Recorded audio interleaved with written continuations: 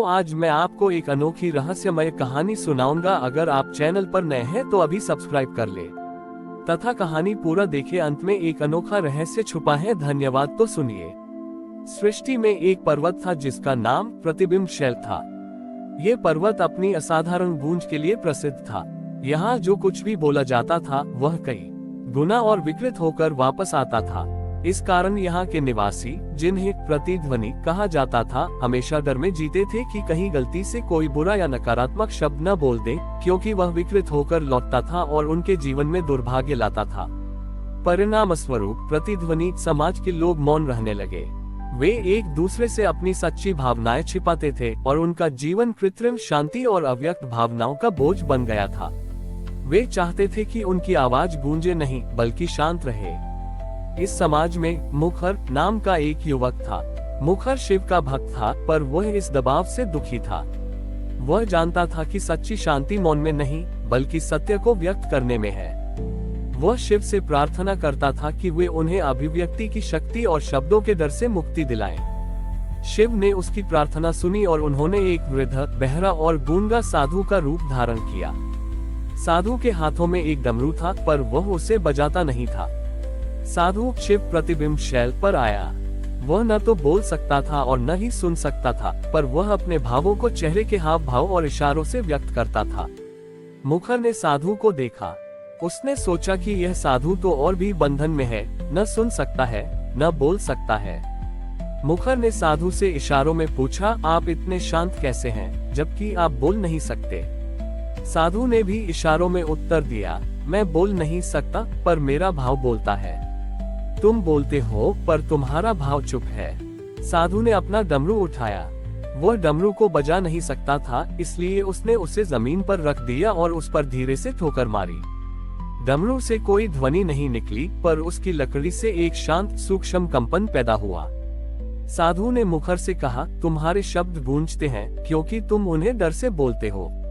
तुम्हारा मन अशुद्ध है, इसलिए तुम्हारी गूंज विकृत होकर लौटती है। शिव का डमरू शब्द पैदा करता है, पर शिव का डमरू ध्वनि के पीछे का भाव भी है।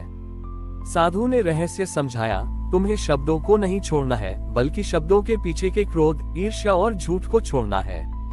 जब तुम्हारा भाव शुद्ध होगा, तब तुम्हारी गूंज भी शुद्ध होकर लौटेगी। सत्य को बिना डर के व्यक्त करना ही मोक्ष है। साधु ने फिर से डमरू को उठाया और इस बार उसने उसे जोर से बजाया। डम डम डम। पर्वत पर एक भयंकर गूंज पैदा हुई, पर इस बार वह गूंज विकृत नहीं हुई, बल्कि अत्यंत मधुर और शांत होकर वापस लौटी। वह गूंज सत्य की स्वीकार्यता से भरी थी। साधु का रूप बदला और वहां गूंज और कंपन के स्वामी महादेव प्रकट हुए। शिव ने कहा, मुखर, मैं डमरू से शब्द बनाता हूँ ताकि तुम सत्य व्यक्त कर सको।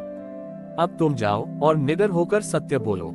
तुम्हारी गूंज तब तक शांत नहीं होगी जब तक तुम अपने हृदय के अशुद्ध भाव को बाहर नहीं निकाल देते। मुखर ने उस दिन से मौन और डर को त्याग दिया। उसने निडरता को अपना कवच बनाया और सत्य को अपना शस्त्र। उसने सिद्ध कर दिया कि सच्ची शांति मौन में नहीं बल्कि निडर सत्य की अभिव्यक्ति में है। जब भगवान शिव अंतर्ध्यान हुए तो मुखर ने महसूस किया कि उसके मन का सारा बोझ और शब्दों का डर खत्म हो चुका है। शिव ने उसे सिखाया था कि सत्य की अभिव्यक्ति ही परम मुक्ति है।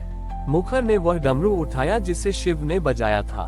वह डमरू अब मुखर के लिए सत्य की निडरता का प्रतीक बन गया था। मुखर अपने प्रतिध्वनि समाज में वापस लौटा। उसने देखा कि लोग अभी भी मौन और डर में जी रहे थे। उनके चेहरे पर सच्ची खुशी नहीं थी, केवल दबी हुई चिंता थी।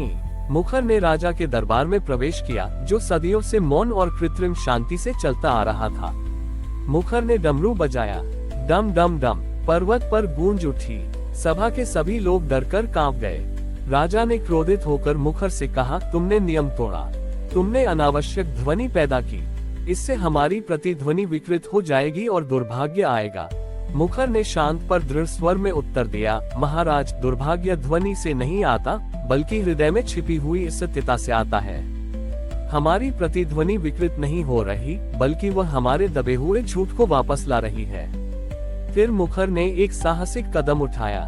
उसने राजा से कहा, महाराज, आप अपने राज्य से डरते हैं और आपकी प्रजा आपसे डरती है। यह आपके हृदय का सबसे बड़ा छिपा हुआ सत्य है। पर्वत पर गूंज उठी, डरती है।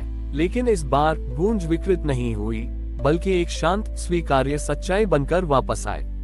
राजा का मुख पीला पड़ गया। ये पहली बार था जब किसी ने उनसे सत्य कहा था। मुखर ने आगे कहा, हम चुप इसलिए रहते हैं क्योंकि हम अपनी ईर्ष्या, लालच और निराशा को छिपाना चाहते हैं। लेकिन ये भावनाएं हमारे भीतर सड़ रही हैं। सत्य को खुलकर बोलो और तुम्हारी गूंज केवल प्रेम बनकर लौटेगी। मुखर ने वहां मौजूद सभी लोगों से कहा कि वे ईमानदारी से एक दूसरे के प्रति अपने छिपे हुए भाव व्यक्त करें, पर क्रोध से नहीं, बल्कि करुणा से। शुरू में डर और संदेह था। एक व्यापारी ने दूसरे व्यापारी से कहा, मैं आपसे ईर्ष्या करता हूँ क्योंकि आपका व्यापार मुझसे अधिक सफल है। उस व्यापारी की बात गूंजी, पर वह गूंज अब केवल स्वीकार्यता का भाव लेकर लौटी। धीरे धीरे लोगों ने अपने डर, प्रेम, नाराजगी और निराशा को खुलकर व्यक्त करना शुरू किया। जब लोगों ने अपने भीतर की नकारात्मकता को बाहर निकाला, तो वह नकारात्मकता पर्वत की गूंज में विलीन हो गई और वापस शांत स्वीकार्यता बनकर लौटी। प्रतिबिंब शैल का नियम बदल गया। अब लोग डरते नहीं थे कि उनकी बात गूंजेगी, बल्कि वे सत्य बोलते थे ताकि उनकी शुद्ध गूंज वापस लौटकर उन्हें शांत करे। मुखर ने सिद्ध कर दिया कि शिव का डमरू केवल लय नहीं बनाता, बल्कि वह सत्य को प्रकट करने का साधन है, और सच्ची शांति मौन में नहीं, बल्कि निडर सत्य की अभिव्यक्ति में है। हमारी और भी आध्यात्मिक एवं अनोखी कहानियां देखने के लिए हमारे चैनल पर जाएं तथा धार्मिक एवं पौराणिक अनोखी कहानियां हमारे चैनल पर है। कृपया जाके देखें तथा हमारे चैनल को सब्सक्राइब करके रखें और वीडियो लाइक जरूर करें। धन्यवाद।